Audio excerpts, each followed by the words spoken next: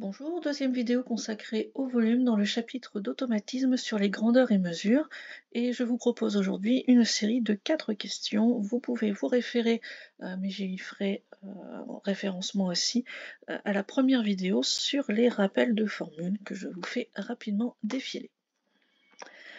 Donc, dans cette première série, on est tout d'abord sur une conversion. On vous demande l'égalité qui est fausse parmi les 4 affirmations proposées. Je vous laisse mettre en pause si vous avez besoin. Pour la correction, on peut tout d'abord, d'un point de vue stratégique, se rendre compte que c'est soit la deuxième, soit la troisième qui est fausse, puisque on ne peut pas avoir deux résultats différents pour une même unité. Ensuite, on peut regarder quand même au cas par cas, ça nous permettra comme ça de faire quelques rappels. Les conversions d'unités de volume se font dans un tableau avec 3 colonnes. On peut se référer au cube, à l'exposant. Et donc pour passer d'une unité à une autre, on va se décaler de 3 rangs en 3 rangs. Donc pour passer des mètres cubes au décimètre cube, 3 rangs vers la droite, on va arriver donc à 28 000. Les 3 zéros auront été créés. Pour passer des mètres cubes au décamètre cube, cette fois-ci on va se décaler vers une unité plus grande, donc 3 rangs vers la gauche. Quand on fait les deux chiffres qui nous sont proposés, il nous manque un troisième rang et donc un 0 va apparaître derrière notre virgule. Donc cette réponse-là est bonne, forcément la troisième est fausse. On peut quand même regarder la dernière parce que là cette fois-ci on a une conversion entre un volume et une capacité. En effet, on appelle unité de volume tout ce qui est basé sur le mètre cube et les capacités pour les litres. Et vous avez une correspondance, 1 litre c'est un décimètre cube. Donc 28 000 décimètres cubes, ça correspond aussi à 28 000 litres. Voilà pour ces conversions. En deuxième question, on vous propose le volume d'une pyramide. La base est un carré de côté 6 décimètres et une hauteur de 5 décimètres. On peut se référer à cette diapo ici. Donc tout ce qui est pointu est à base de tiers. 1 tiers de l'aire de la base fois la hauteur. Ici, notre base étant un carré, je vous remets la question. Un carré de côté 6 décimètres, on va donc faire l'aire du carré, 6 x 6, 36. On va multiplier par la hauteur, donc par 5, et ensuite on va diviser par 3.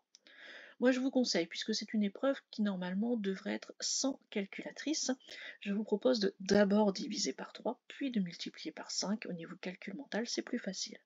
Donc on était à 36 décimètres carrés pour l'aire de la base. On divise par 3, on arrive à 12, multiplié par 5, 60. Donc cette pyramide a un volume de 60 décimètres cubes. Ensuite, on passe sur le cylindre. Donc le cylindre, lui, a une base qui est forcément un disque, et on vous propose un diamètre de 6 cm et une hauteur de 8 cm. Le volume du cylindre est toujours sur la formule de l'aire de la base fois la hauteur. La base étant un disque, on va faire pi fois rayon au carré. Et c'est là où on a le petit piège, on vous donne le diamètre, donc faites bien attention. On passe donc au rayon qui est à 3 cm. L'aire de la base, pi fois rayon au carré, pi fois 3 au carré, pi fois 9, on est à 9 pi, multiplié par la hauteur, 9 fois 8, 72. Donc on sera sur du 72 pi pour le volume de ce cylindre. Enfin, dernière question, cette fois-ci on va faire un petit peu de calcul littéral en même temps. On a x un nombre réel positif et on vous parle du volume d'un parallélépipède rectangle. On vous donne ses dimensions en fonction de x. X, x plus 1 et x plus 2. On est donc sur la formule longueur fois largeur fois hauteur. On va donc aller multiplier ces 3 dimensions. Donc tout d'abord, en multipliant 3 dimensions qui dépendent de x, on va forcément arriver sur du x au cube. On peut donc déjà éliminer les deux réponses centrales. Ensuite, on voit que la différence entre la première et la deuxième, ça va être le nombre de x carré. Alors ce que je vous propose, c'est d'aller multiplier et développer x plus 1 facteur de x plus 2, et après on mettra du x partout. Donc x plus 1 facteur de x plus 2, on a x carré, 2x, 1x, et enfin 1 fois 2, 2. Donc au niveau du x, on est à 3x, x carré plus 3x plus 2. On multiplie tout ça par x, on arrive à x au cube, 3x carré et 2x.